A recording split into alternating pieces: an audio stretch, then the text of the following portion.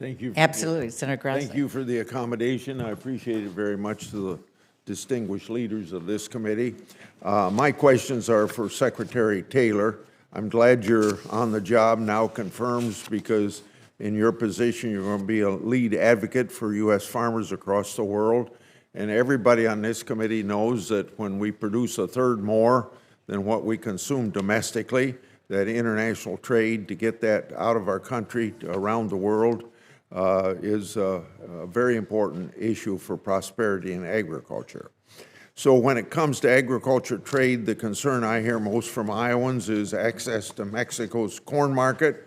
I'm sure other senators have this same concern, with over 90% of the corn acreage in the United States being planted to biotech seeds, and Mexico being the #1 purchaser of U.S. corn.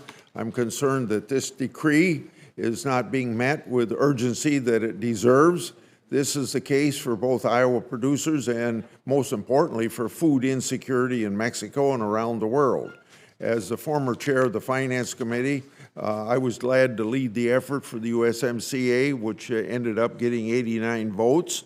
I was pleased to see yesterday that the U.S. Trade Representative has formally established a second USMCA dispute settlement panel to hold unfair Canadian dairy tariff rate quotas policies accountable.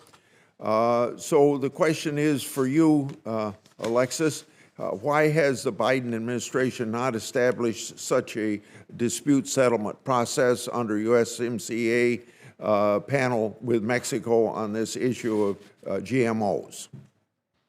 Thank you, Senator Grassley, for that question. I would say that I do think we are engaging with urgency on this issue.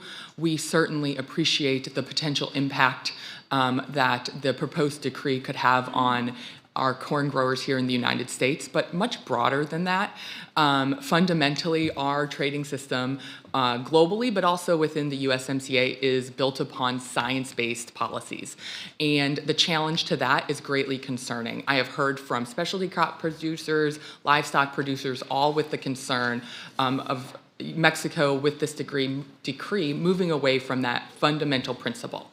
I, on my third week on the job, and Ambassador McCaleb's second week on the job, we traveled jointly to Mexico to again engage with our counterparts there, highlight our concerns, highlight that this is a fundamental principle from the United States on what a global trading system is built upon, and not something that we can walk away from or negotiate away from.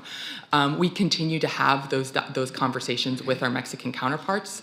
And we're reserving the right of all the rights awarded to us under USMCA, and we will continue to ensure that our trade that has been granted, trade access that has been granted to us within USMCA is lived up to by all of our trading partners. And look forward to working with you in this committee on this very important issue, because it is a fundamentally critical question that we are answering here. Are you aware of any timeline to start the negotiations, get the process in place? Senator Grassley, I would say we're still, I think, productively engaging with Mexico.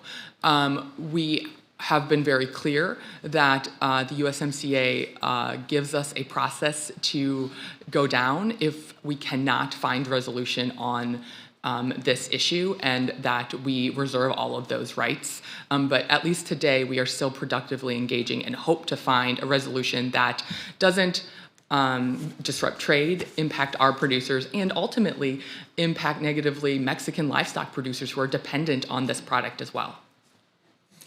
For you, Secretary Taylor, a key component of the Farm Bill includes investments in export market development programs authorized under Title III. These investments help promote U.S. products in emerging and developed countries and can pave the way for bilateral agreements. Free trade agreements are essential for U.S. agriculture products and in making sure that our producers can compete on a level playing field.